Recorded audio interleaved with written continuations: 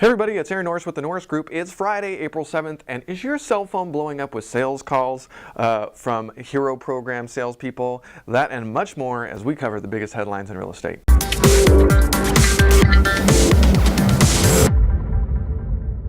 Don't miss the radio show and the podcast this week. We've got Leslie Appleton-Young. She, of course, is the chief economist of the California Association of Realtors, chatting with low inventory and how that affects sales volume and price, CEQA and its benefits to housing construction, cities that have seen price recoveries and those that have not and what they have in common, the affordability number and how it compares historically, and of course, much more. The latest home price report from CoreLogic showed a 7% year-over-year increase and 1% month-over-month increase in home prices in February. The amount of mortgage credit available increased 3.2% last month, thanks to jumbo mortgage increases by the government. U.S. gained just short of 100,000 jobs in March, which was well below expectation, but the jobless rate fell to its lowest point in a decade. Underemployment has improved, so there's a little bit of good stuff underneath some of those negative headlines.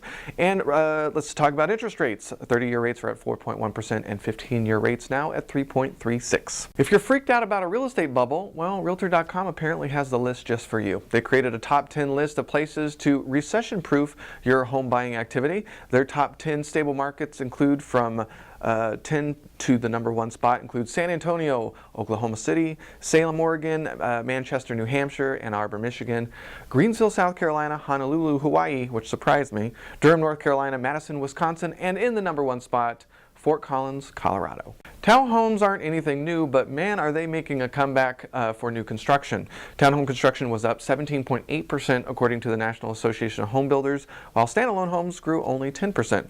These are often more affordable solutions for buyers, and builders like them because, hey, you know, they can cram a lot more houses into the same lot, and let's be honest, they get to not build as many walls, right? As cities run out of land, townhomes become more popular, and I think we're going to be seeing a lot more of that along the coast because we are definitely running out of some land. Former neurosurgeon and unsuccessful presidential candidate Ben Carson now has some fans, but probably not the kind of fans he'd really like. A small consortium of advocacy groups have come together to launch WatchCarson.com.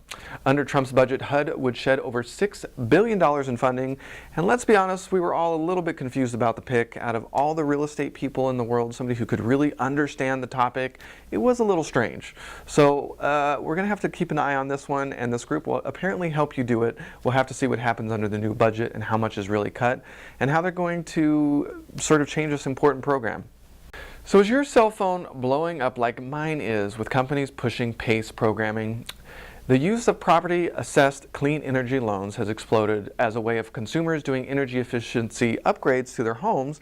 The borrowers take out money against their house, do the repairs, and the lien goes on the tax roll, and it follows the house, not the consumer who did the projects. So if you've been buying houses, you have to be careful on title that you're looking at these things because it definitely increases the amount you're paying every year.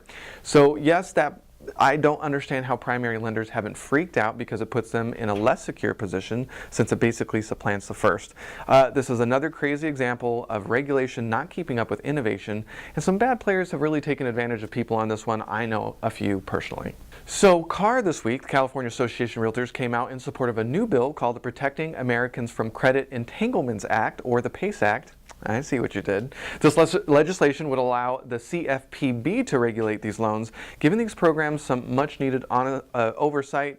How on earth this all started to begin with, I have no idea, but it'll be interesting to see how this takes off. Last year, they were successful in using some RESPA forms to make sure there's some disclosures, some time to think about things, and really show consumers that what they're really going to be paying over the lifetime of these loans. So it'll be interesting to watch, but I'd love to hear some of your horror stories. What do you think of the PACE program? Is your cell phone blowing up? I get at least 1 phone call a day, and I'm on the do not call list. I've reported them. I forget what federal agency that is, but nothing changes. I still get these phone calls, and if you call them back, they're dead phones, so I don't know what to do. What are you doing? If you're on YouTube, please leave a comment below, and don't forget to like the video and subscribe to the channel so you don't miss a beat. If you're on Facebook, please don't forget to not only like the Norris Group page, but don't forget to add us to your See First list and with notifications on. Leave your comments below the video, and if we miss something, share the story on our comment sections on either YouTube or Facebook, and we'll make sure to include it on our blog at thenorrisgroup.com/blog. If you plan on buying the report that we released in February, the 2% interest rates, 40 trillion debt, and other surprise ending, this is Bruce's 10-year outlook on California real estate prices and what's going to happen here in the state. If you're going to purchase that, it's your last time to do that before next Wednesday. We have a newsletter that we're releasing where we're actually covering one of the chapters live, and we're going to be able to take your questions as well. So you can find out more information on that under the training and events under our website. April 10th, we'll be back speaking on doing 10 life-changing days of a real estate investor at LA South RIA. That's on Monday. April 20th, we'll be doing that same chat in Pasadena, Phoebe. May 24th, the $808 million trade show, always really great. If you're a landlord, you get to see what some of those apartment buildings are doing, and it's free. We're going to be out in Long Beach, check that out. And then June 1st, if you're an appraiser in the Inland Empire area, they have an all-day seminar, and we are only just one part of their lunch session, but it's the Southern California chapter of the Appraisal Institute's 20th annual anniversary Inland Empire Market Trends Seminar. That is a long title.